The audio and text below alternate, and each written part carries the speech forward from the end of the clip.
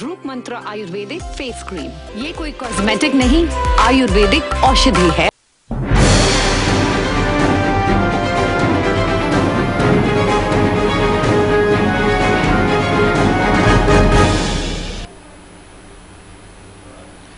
नमस्कार, स्वागत है आप सभी का हमारे खास कार्यक्रम चुनावी कार्यक्रम सत्ता संग्राम में। प्रदेश में 28 विधानसभा सीटों पर होने वाले उपचुनाव को लेकर राजनीतिक दलों ने अपनी तैयारियां शुरू कर दी हैं। हालांकि जिस तरह से चुनाव आयोग ने कहा है कि 29 नवंबर से पहले चुनाव संपन्न करा लिए जाएंगे। बिहार की जो सीटें हैं जहां पर विधानसभा चुनाव होना है, वहां तारीखों का ऐलान कर दिया गया है और जिस तरह से चुनाव आयोग ने कहा है कि 29 सितंबर को बैठक कर जहां पर उपचुनाव होना है उसका ऐलान कर देंगे। ये चुनाव मध्य प्रदेश की सियासत की नई दिशा तैयार करेंगे। इन चुनावों पर शिवराज सरकार का स्थायित्व भी टिका हुआ है। ये चुनाव बागी विधायकों का भविष्य भी तय करेगा। हमारे इस खास कार्यक्रम के जरिए हम 28 सीटों पर हो रहे चुनावी गणित को टटोलने की कोशिश करेंगे और जानेंगे इस चुनाव के मुद्दे और राजनीतिक दलों के क्या हैं दावे। आज इस कार्यक्रम में हम बात करेंगे सांची विधानसभा की।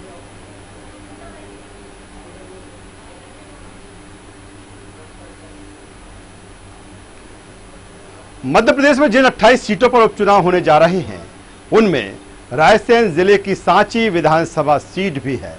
ये सीट विदिशा लोकसभा सीट का हिस्सा है। रायसेन और सांची मिलाकर ये विधानसभा बनी है। सांची को बौद्ध स्तूप के लिए पूरी दुनिया में जाना जाता है। मध्य प्रदेश की बदली हुई सियासत में सांची में भी राजनीति और सियासत की आबोहवा बदली है। इस बार का उपचुनाव सांची के लिहाज से काफी खास है क्योंकि इस क्षेत्र के जो दो दिग्गज नेता कभी आमने सामने हुआ करते थे, अब वो एक ही दल में हैं। हम बात कर रहे हैं गौरीशंकर शेजवार और प्रभुराम चौधरी की। प्रभुराम चौधरी अब बीजेपी का चेहरा होंगे, जबकि कांग्रेस के नए सिरे से यहां जमावट की है और मदन लाल चौधरी अहिरवार को अपना उम्मीदवार बनाया है।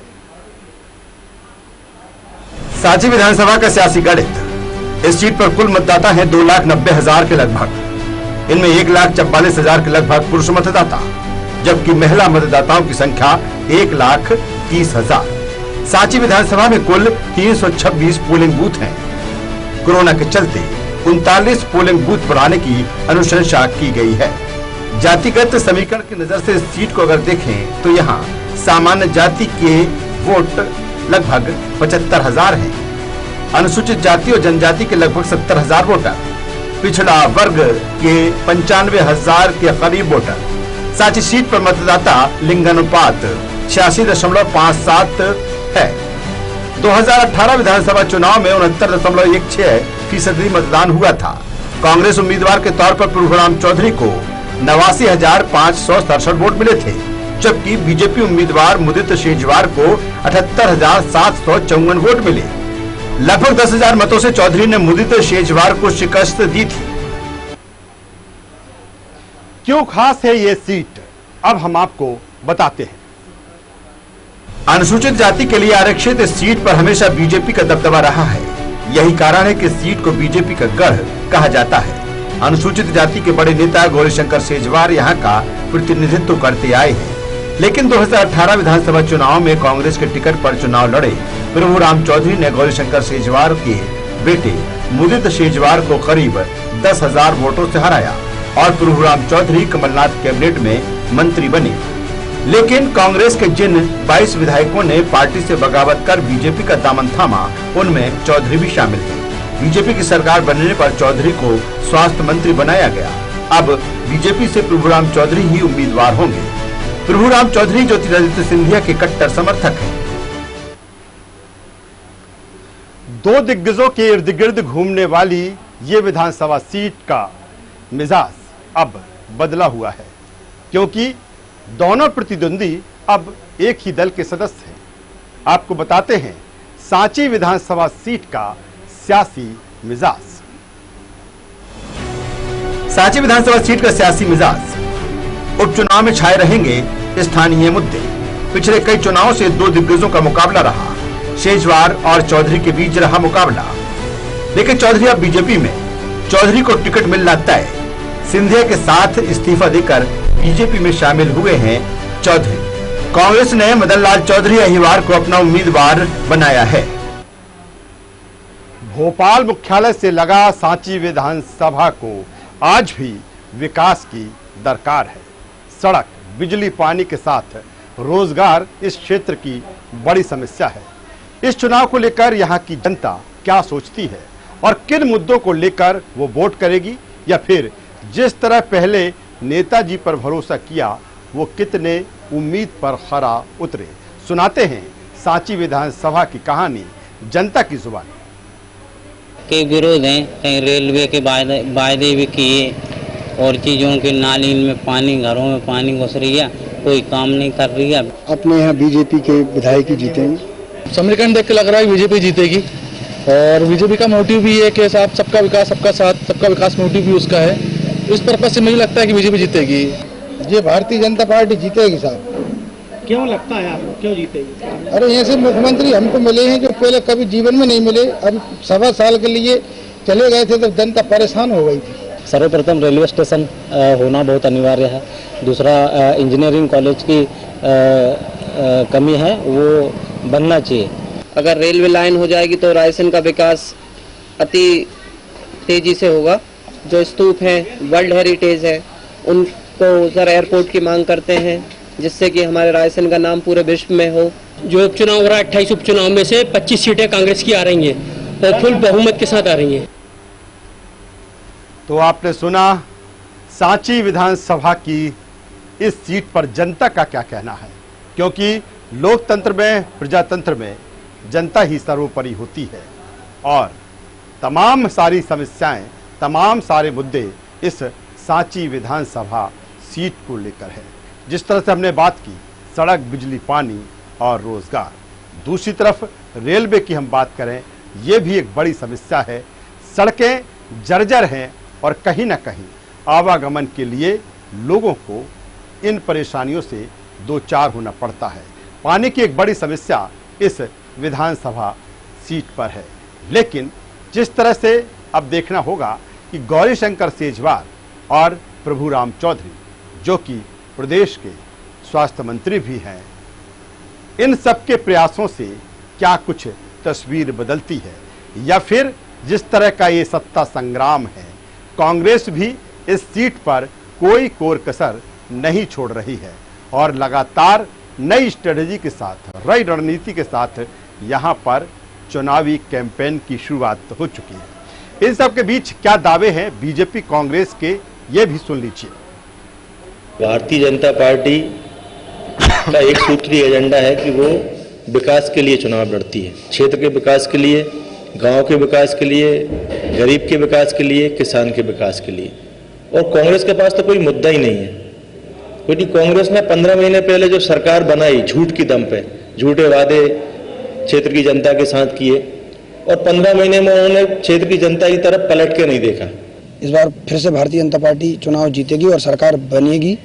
और जैसे कि झूठ के आधार पर सरकार बनाई गई थी, युवाओं को रोजगार के नाम पर, और इनमें विभिन्न जो बातें कही गई थी, कर्ज माफी, किसानों को वर्ग लाया गया था, ये सब झूठ के आधार पर सरकार बनाई गई थी। लेकिन इस बार ऐसा नहीं होगा। देखिए, जिस तरह से कमलनाथ जी ने पूरे मध्य प्रदेश के अंदर 26.5 लाख किसानों का कर्ज माफ किया, इसमें सांची विधानसभा में 12,500 किसानों का कर्ज माफ हुआ, जिसकी लिस्ट पोलिंग वाइज कमलनाथ जी ने सांची विधानसभा की पेश की है। और जिस तरह से कांग्रेस प्रत्याशी 2018 में प्रभुराम चौधरी बने और उनने जो कांग्रेस पार्टी के साथ धोखा किया, इससे आहत होकर हर एक कांग्रेसी कार्यकर्ता दुगनी ऊर्जा के साथ आज उन्हें हराने के लिए, उन्हें सबक सिखाने के लिए तैयार। अगर हमारी कांग्रेस गवर्नमेंट बनती है तो कमलनाथ जी ने वादा किया था 2 लाख तक ऋण माफी का, वो पूरे किए जाएंगे। युवाओं के लिए नए नए रोजगार के अवसर, जो कमलनाथ जी जिस तरीके से पूरे मध्य प्रदेश के अंदर नई कंपनियों को यहाँ पे लगाने के लिए, प्लांट लगाने के लिए, और जिस तरीके से उन्होंने पूरे मध्य प्रदेश के अंदर एक विजन दिया था कि किस तरीके से काम हो, उस विजन पे हर क्षेत्र में एक कंपनी, हर एक फैक्ट्री खोली जाएगी और हर युवा को रोजगार दिया जाएगा। है सांची विधानसभा सीट की जनता का, साथ ही बीजेपी और कांग्रेस के क्या दावे हैं इस चुनाव को लेकर। और यहाँ एक बड़ी बात यह भी है कि आज मुख्यमंत्री शिवराज सिंह चौहान और राज्यसभा सांसद ज्योतिरादित्य सिंधिया इस सीट पर एक बड़ी सभा करने वाले हैं। देखना होगा उनकी इस सभा के बाद क्या कुछ आबो हवा इस सीट पर बदलती है। अब सीधे चलेंगे हमारे संवाददाता अजय गोहिल के पास और समझेंगे सांची के संग्राम को। सीधे हमसे लाइव जुड़ रहे हैं अजय गोहिल।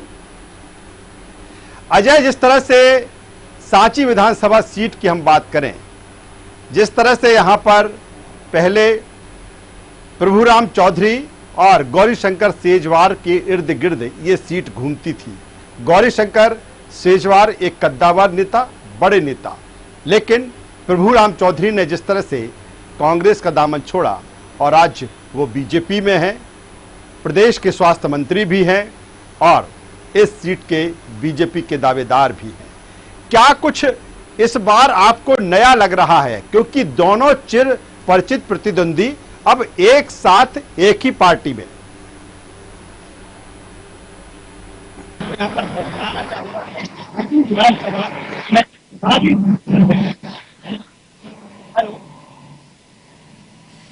हेलो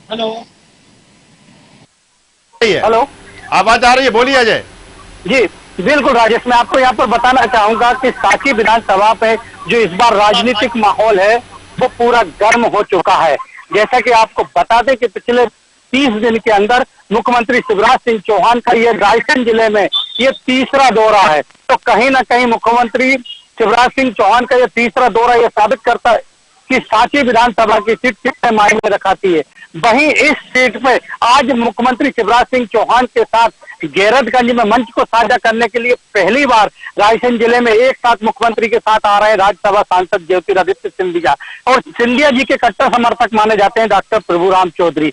अभी तक डॉक्टर चौधरी कांग्रेस से चुनाव लड़ते रहे और भाजपा से डॉक्टर गौरीशंकर सेजवार चुनाव लड़ते रहे थे, मगर एक घटनाक्रम होता है, 15 महीने की सरकार कांग्रेस की चलती है, उसके बाद एक विवाद उत्पन्न होता है किसी कारण बात को लेकर, जिसके बाद एकदम 5 मंत्री सहित 22 विधायक कांग्रेस से इस्तीफा देते हैं और भारतीय जनता पार्टी ज्वाइन करते हैं। उसके बाद जो घटनाक्रम आता है, तो आज स्वास्थ्य मंत्री डॉक्टर प्रभुराम चौधरी सांची विधानसभा से जिस भाजपा के खिलाफ वो चुनाव लड़ते आए थे, उसी भाजपा के टिकट पर आज चुनाव लड़ रहे हैं।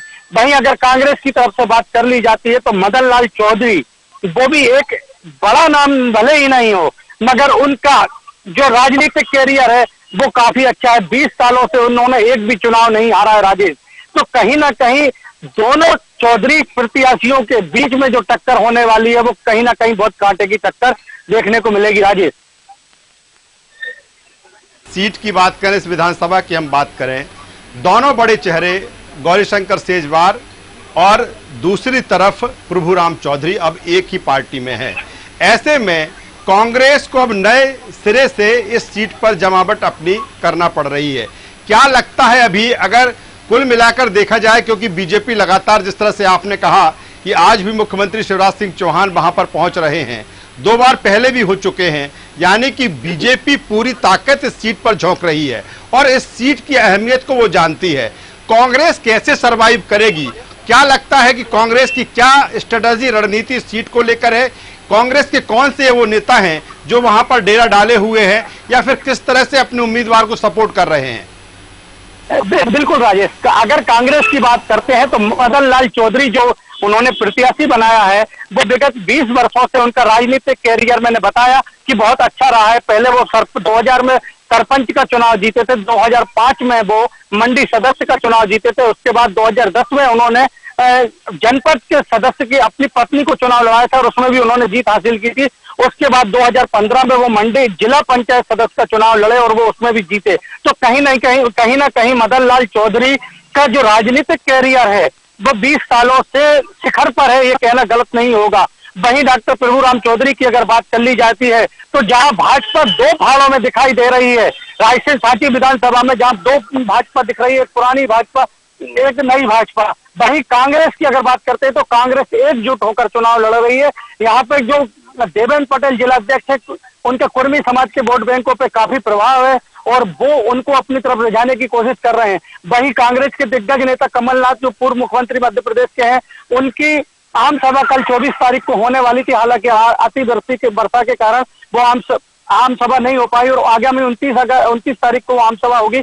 मगर दोनों ही दलों में कहीं ना कहीं ये स्पष्ट दिख रहा है राजेश कि कांग्रेस जो है वो एकजुट होकर चुनाव लड़ रही है। भाजपा अजय यहाँ पर ये माना जाए, जिस तरह से आप बता रहे हैं कि यहाँ पर जो बीजेपी है कहीं ना कहीं गुटबाजी उसमें है, क्योंकि वो तमाम सारे नेता जो लंबे समय से बीजेपी का झंडा बुलंद किए रहे और जब कांग्रेस के चाहे वो प्रभुराम चौधरी हों या अन्य नेता कार्यकर्ता हों, उन्होंने बीजेपी ज्वाइन की और उनका भविष्य उनको अधर में लगने लगा। तो क्या इस गुटबाजी को एक चुनौती बीजेपी के लिए होगी इस सीट पर, और यही कारण है कि लगातार वहां पर वो तमाम सारे नेता पहुंच रहे हैं बीजेपी के?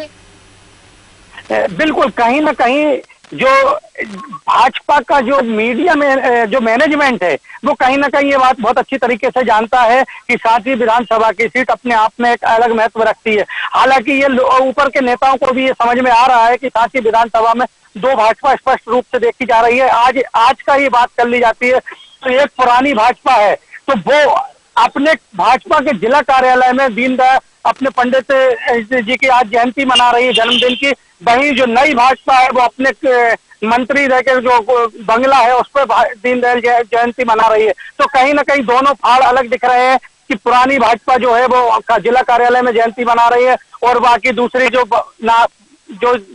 भाजपा है वो अपने क्षेत्र में अपने जो विधायक का प्रत्याशी है उनके घर बना रहे हैं। तो कहीं ना कहीं भाजपा दो भाड़ों में दिखती नजर आ रही है, जिसका सीधा जो फायदा मिलने वाला है वो कांग्रेस जो इस समय पहली बार एकजुट होकर चुनाव लड़ रही है। अजय, मेरा सवाल ये है कि जनता क्या सोचती है इस विधानसभा सीट की? आपने तमाम लोगों से वहां पर बात की और कौन से ऐसे मुद्दे हैं इस सांची विधानसभा सीट पर जिसको लेकर आपको लगता है कि काफी असर इन मुद्दों का इस चुनाव में रहेगा? बिल्कुल मैं आपको यहाँ पर बताना चाहूंगा कि हमारे साथ कुछ जनता है, आइए हम उनसे ही बात कर लेते हैं। तो उनसे ही पूछ लेंगे कि उनको क्या लगता है। जी क्या नाम है आपका? आपको क्या लगता है इस विधानसभा में किसकी जीत होगी? देखिए गोयल साहब, जीत की बात करें क्योंकि पूरा का पूरा सांची विधानसभा की बात कर रहे हैं तो सांची विधानसभा में कद्दावर नेता के रूप में यदि किसी को जाना जाता है तो डॉक्टर गौरीशंकर शेजवार जी को जाना जाता। लेकिन आज स्थिति ये नजर आती है कहीं कहीं भारतीय जनता पार्टी में दो भाग स्पष्ट रूप से दिखाई देते हैं। तो यही माना जा सकता है कहीं ना कहीं कांग्रेस की जो मजबूती है काफी मजबूत स्तर पर है, लेकिन बीजेपी की बात करें तो मुख्यमंत्री जी को ये तीसरी सभा करना पड़ रही है यहाँ पर और साथ में उनके ज्योतिरादित्य सिंधिया जी भी हैं। तो अभी कुछ नहीं कहा जा सकता कि हाँ स्थिति क्या होगी, लेकिन यदि बात करें तो जिसकी सत्ता होती है पक्ष उसी का मजबूत होता है, यहाँ पर ये देखने को साफ दिखाई दे रहा है। इनका कहना है कि जिसकी सत्ता होती है पक्ष उसी का मजबूत नजर आता है। राजेश, तो अजय गोयल मौजूद हैं उस विधानसभा सीट पर हमारे संवाददाता और बता रहे हैं कि जो टक्कर है, जो फाइट है बीजेपी कांग्रेस के बीच में भी है, वो तमाम सारे मुद्दे हैं। सड़क, बिजली, पानी की हम बात करें या रोजगार की बात करें, हेल्थ सिस्टम की हम बात कर लें, स्वास्थ्य की बात कर लें, अभी भी इस विधानसभा को दरकार है इन तमाम जो डेवलपमेंट वहां पर होना चाहिए उसकी। लेकिन देखना होगा, अब चुनाव है, चुनावी समर है, सत्ता संग्राम है, किस तरह की स्थितियां परिस्थितियां इस विधानसभा सीट पर बनती हैं। सांची की जनता का आशीर्वाद किसके साथ होगा ये तो चुनाव के बाद उसके परिणाम बताएंगे, लेकिन इतना जरूर है कि यहां मुकाबला दिलचस्प और रोचक होने वाला है। सत्ता संग्राम की इस खास पेशकश में आज बस इतना ही। कल फिर आपसे रूबरू होंगे एक नई विधानसभा की चुनावी पड़ताल के साथ। तब तक के लिए दीजिए हमें इजाजत। नमस्कार। न्यूज वर्ल्ड पर खबरों का सिलसिला लगातार जारी है, आप बने रहिए हमारे साथ। इस कार्यक्रम के प्रायोजक थे रूप मंत्र आयुर्वेदिक फेस क्रीम। ये कोई कॉस्मेटिक नहीं, आयुर्वेदिक औषधि है।